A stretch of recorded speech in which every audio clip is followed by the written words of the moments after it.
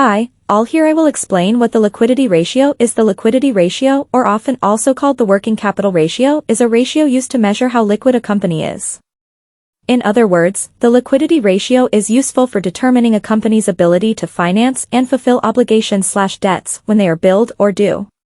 The objectives and benefits of liquidity ratios are: 1. Measure the company's ability to pay short-term obligations. 2. Measure the company's ability to pay short-term obligations without taking inventory into account. 3. Measure or compare the amount of existing inventory with the company's working capital. 4. To measure how much cash is available to pay debt. 5. Measure how big the cash turnover is. 6. As a future planning tool, especially in relation to cash and debt planning. 7. Has a trigger tool for management to improve its performance. 8. As a tool for external parties, especially those with an interest in the company, in assessing the company's ability to increase mutual trust. The types of liquidity ratios are: 1. Current ratio, CR. 2. Quick ratio, acid test ratio. 3. Cash ratio. 4.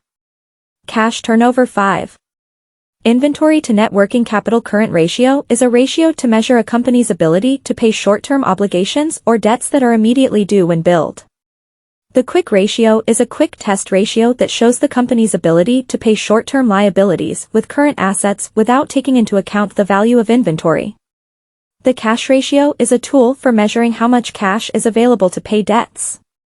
This can be seen from the availability of cash or cash equivalents such as checking and savings accounts.